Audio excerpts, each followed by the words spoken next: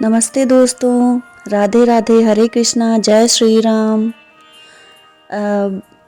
मेरे प्यारी प्यारी बहनों और भाइयों,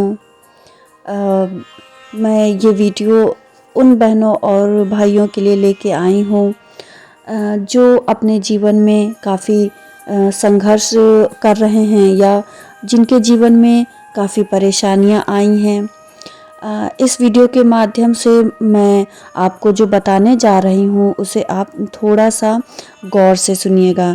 शायद मेरी कुछ एक बातों से आपको अपने जीवन में प्रेरणा मिले और आप एक नई दिशा ढूंढने में कामयाब हों, या कुछ मेरी बातों से कुछ आपको वो पॉइंट्स मिल जाएं जिनके माध्यम से आप अपनी परेशानियों को थोड़ा कम कर सकें। मैं ये तो नहीं कहूँगी कि ख़त्म कर सकें, लेकिन हाँ, हो सकता है आपको थोड़ा मोटिवेशन मिले उन परेशानियों से या उन मुसीबतों से लड़ने के लिए।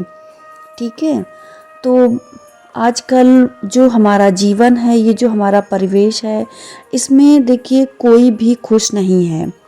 हर कोई किसी ना किसी समस्या से परेशान है या मानसिक तनाव से उसे इतना बढ़ गया है कि उसे मानसिक तनाव भी होने लगा है, या फिर उसके जीवन में इतनी समस्याएं आ गई हैं कि वो अब ये सोचता है कि अब ये परेशानियां मेरे जीवन से जाएंगी ही नहीं या फिर ये ख़त्म ही नहीं होंगी। तो आप ऐसा सोचना छोड़ दीजिए। बिल्कुल भी मत सोचिए कि ये परेशानियां अब मेरे जीवन से नहीं जाएंगी, या फिर मैं अब क्या करूं, मैं किससे कहूं, किसके पास जाऊं कि मुझे इन परेशानियों का हल मिल जाए और मैं अपने जीवन में खुश रहूं या मुझे ये सब ना झेलना पड़े। तो देखिए, मैं बस एक ही बात कहना चाहूँगी कि परेशानियों का तो हमारे जीवन से एक रिश्ता ही है। बिना दुख के सुख का अनुभव हम नहीं कर सकते हैं। यदि जब हम दुख को फील करेंगे तो उसके बाद जो सुख में आएगा तभी हम उसको एक अच्छे से एंजॉय कर पाएंगे। ठीक है ना। तो देखिए, जो ये जीवन के संघर्षों की जो एक बात आती है कि हमारे जीवन में इतने संघर्ष हैं, तो मैं इसके लिए आपको एक बहुत अच्छा उदाहरण देती हूँ, प्रभु श्री राम का। उनसे अच्छा उदाहरण तो इस पृथ्वी पे, इस लोक में है ही नहीं। देखिए, जब कैकेयी माता ने उन्हें वनवास दिया, ये बोला कि 14 वर्ष का वनवास राम को और भरत को राज्याभिषेक, तो उनके पिता दशरथ को बहुत दुख हुआ। वो सारी रात मूर्छित पड़े रहे, बेहोश रहे। जब सुबह भगवान राम को बुलाया गया उनके कक्ष में माता कैकेयी के, जब उन्होंने उसका कारण पूछा, अपने पिता के दुख का कारण पूछा, तो माता कैकेयी ने जब उन्हें बताया, जब उन्होंने ये बोला कि तुम्हें 14 वर्ष का वनवास और भरत को राज्याभिषेक, तो देखिए उन्हें कोई फ़र्क नहीं पड़ा। इस बात से उन्हें तनिक भी फ़र्क नहीं पड़ा कि मुझे वनवास और भरत को राज्याभिषेक, क्योंकि देखिए हम और आप होते तो यही सोचते कि अभी कल तक था कि हमारा राज्याभिषेक होने जा रहा था, चारों तरफ खुशियाँ ही खुशियाँ थीं, पूरी अयोध्या खुशियों में डूबी हुई थी, और आज सुबह ये ऐसा, तो क्या करते? हो सकता है कि हम विद्रोह करते, हम उस बात को ना मानते। हो सकता है ना, ऐसा हो सकता है। एक बार सोच के देखिए, अगर हमारा हक छीना जाता है तो हम आवाज़ उठाते हैं कि ये तो हमारा हक है। वो तो बड़े थे, उनका तो राज्याभिषेक होना निश्चित था, ये उनका हक था, लेकिन उनका हक उनको ना दे करके भारत का राज्याभिषेक उनकी माता ने घोषित किया। तो देखिए, उन्होंने उस माहौल में भी आप अपने आप को कितना पॉजिटिव रखा। पहले आप ये देखिए, उन्होंने ये बोला कि माँ, ये तो मेरे लिए बड़ी सौभाग्य की बात है। आपने तो मेरे पूर्व जन्मों का या किसी जन्म का मुझे फल दिया है कि मुझे वन को भेज रही हैं, क्योंकि यदि मैं राजमहल में रहता तो शायद मैं वो जो वनों में इतनी दिव्य आत्माएं रहती हैं, इतने दिव्य साधु संत रहते हैं, वो उनका सत्संग मुझे यहाँ राजमहल में ना मिल पाता। उनका सानिध्य मुझे यहाँ रह के ना मिलता। जो सानिध्य अब मैं वन को जाऊंगा, जो मैं उनके श्री चरणों में जब बैठूंगा, उनसे जो ज्ञान प्राप्त करूंगा, वो तो मेरे लिए किसी आशीर्वाद से कम नहीं है। उन्होंने उस माहौल में अपने आप को किस तरह से एक पॉजिटिविटी के साथ अपने को तैयार रखा बन जाने के लिए। वो चाहते तो विद्रोह कर सकते थे, प्रजा उनके साथ थी, दशरथ जी भी उनके साथ थे कि अपना हक लो, तुम वन मत जाओ, युद्ध करो। लेकिन उन्होंने कहा नहीं, ये गलत है। एक माँ का आदेश है और मेरे पिता के वचनों की बात है, तो मैं वन को जाऊंगा। इससे मेरी माँ का मान भी रह जाएगा और मेरे पिता के वचनों की पूर्ति भी हो जाएगी।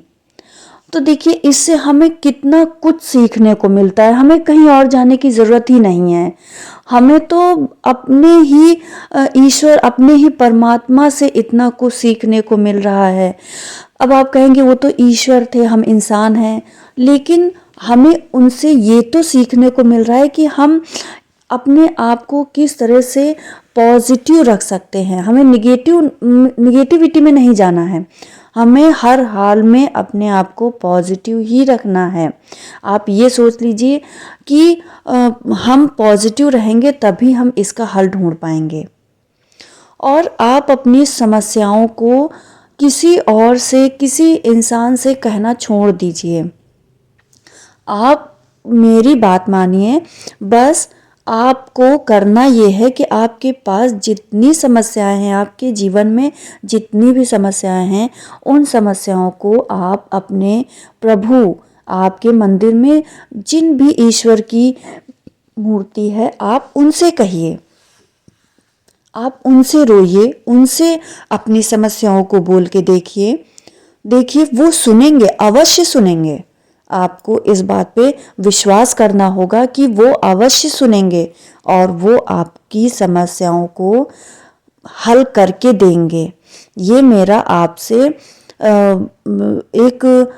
मैं दृढ़ विश्वास से कह रही हूँ कि ये आपके साथ होगा, ये चमत्कार आपके साथ होगा। आप करके देखिए, आप उनसे रो के देखिए, उनसे अपनी समस्याओं को कह के देखिए, अपने सिर का बोझ उनको दे दीजिए।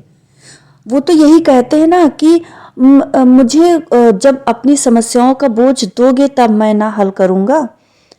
भगवान तो यही कहते हैं ना कि मेरे बच्चे अपनी समस्याओं को मुझे देते ही नहीं, अपने ही सर पे ढोते रहते हैं, तो मैं क्या करूं? जब मुझसे बोलेंगे तभी तो मैं उनका कुछ इलाज करूंगा। यदि आपका ही बच्चा है, आपसे ना कहे और वो परेशान रहे, जब आपको पता ही ना हो कि मेरे बच्चे को क्या परेशानी है, क्या दुख है, तो आप उसका हल किस प्रकार ढूंढेंगे? नहीं ढूंढ सकते ना। तो वो भी तो हमारे पिता हैं, हमारी माँ हैं। जब हम उन्हीं से नहीं कहेंगे और दुनिया भर के लोगों से कहते फिरेंगे, तो वो दुनिया भर के लोग तो खुद परेशान हैं, उनके जीवन में खुद इतनी परेशानियां, वो कहाँ से आपको आपकी परेशानी का हल ढूंढ के देंगे? नहीं दे सकते। तो आपको करना ये है कि आपको अपनी परेशानियों को सिर्फ और सिर्फ अपने ईश्वर को बताना है। बस आपको यही एक काम करना है। मैंने ये किया है, मेरे जीवन में ये एक्सपीरियंस रहा है। मैंने मैं भी पहले कहती थी, मैं भी दूसरों से कहती थी कि मेरे जीवन में ये परेशानी है, मेरे जीवन में ये परेशानी है। लेकिन जब से मैंने ये कहना सुनना छोड़ दिया, मैंने रियलाइज़ किया कि लोग खुद दुखी हैं। वो खुद मुझसे अपनी बातें बोल रहे हैं कि मेरे भी जीवन में ये परेशानी है। मैंने देखा वो, आप उनसे एक बात कहने जाओगे तो वो खुद अपनी 50 बातें आपको बता देंगे। तो आपको क्या लगा कि वो आपकी परेशानी को समझेंगे या आपकी परेशानी का हल ढूंढ के देंगे? नहीं, नहीं दे सकते हैं। वो खुद बेचारे परेशान हैं। तो आपको बस यही करना है कि आपको अपनी परेशानी अपने प्रभु से बोलनी है, राम जी से बोलनी है। उनसे आप बोल के तो देखिए, और जो रिजल्ट मिले वो मुझे कमेंट बॉक्स में लिख के ज़रूर बताइएगा। अब मैं वीडियो को ज़्यादा लंबा नहीं करूँगी, और जिन्होंने मेरे चैनल को सब्सक्राइब कर लिया है उनका मैं तहे दिल से हार्दिक धन्यवाद देती हूँ। और जिन्होंने अभी तक सब्सक्राइब नहीं किया है तो मेरा चैनल प्लीज़ सब्सक्राइब कर लीजिए, ताकि मैं जब और वीडियो अपलोड करूँ तो आपको इस तरह की मोटिवेशनल वीडियोस सुनने को मिले और आप अपने जीवन में मोटिवेट हो करके अपने कार्य को करें और अपनी समस्याओं से लड़ने की कोशिश करें। देखिए, अपनी समस्याओं से लड़ेंगे लेकिन प्रभु के सानिध्य में रह के लड़ेंगे तो आपको रिजल्ट ज़्यादा बेस्ट मिलेगा। और यदि मेरा वीडियो आपको थोड़ा सा भी अच्छा लगा हो, मेरी बातें थोड़ी सी भी अच्छी लगी हो, तो प्लीज़ एक लाइक। और इस वीडियो की अगर आपको लगता है किसी और को भी ज़रूरत है तो प्लीज़ उसे शेयर कर दीजिए। और अपना फीडबैक मुझे कमेंट बॉक्स में लिखना मत भूलिए। प्लीज़ अपना फीडबैक मुझे कमेंट बॉक्स में लिख के ज़रूर बताइए। और अगर आपका कोई प्रश्न हो तो वो भी मुझसे लिख करके पूछ सकते हैं। मैं आपके प्रश्न का जवाब ज़रूर दूंगी। धन्यवाद।